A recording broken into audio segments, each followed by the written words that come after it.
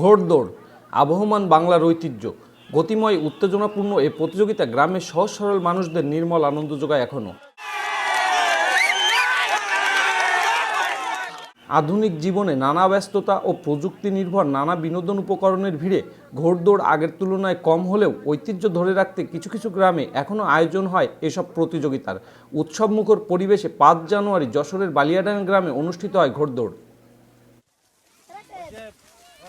গ্রামবাসীর পক্ষে আজকের আমাদের এই ঘোড়দৌড় প্রতিযোগিতার আয়োজন, গ্রামীণ ঐতিহ্যের এই খেলাধুলা অনেকেই বিলীন হয়ে যাচ্ছে, যার কারণে আমরা এই খেলাধুলার আয়োজন করছি, যাতে এই খেলাগুলো পূর্বের ন্যায় চলতে থাকে।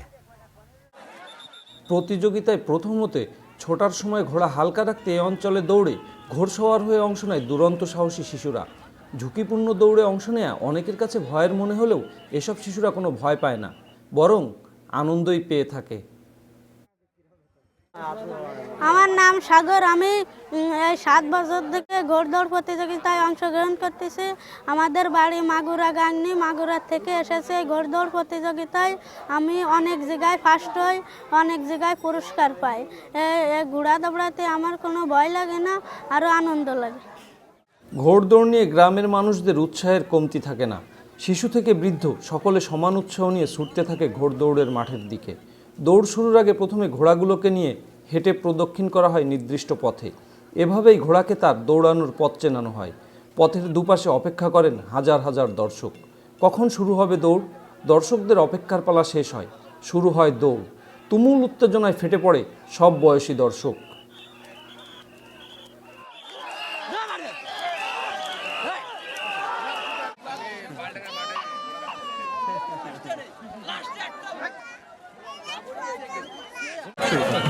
আমার নাম সামিয়া। আমি শাহপুর গ্রাম থেকে আসছি দৌড় দেখতে।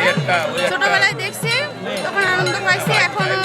এখন আবার দেখতে আসলাম নতুন করে, অন্যরকম একটা অনুভূতি, খুব ভালো লাগছে দেখতে। এভাবেই এগিয়ে চলতে থাকে ঘোড়দৌড়। কখন যেন ফুরিয়ে আসে বেলা। আনন্দে উত্তেজনায় গ্রামের হাজার হাজার সহজ সরল মানুষকে দিনভর মাতিয়ে এক সময় শেষ হয় প্রতিযোগিতা।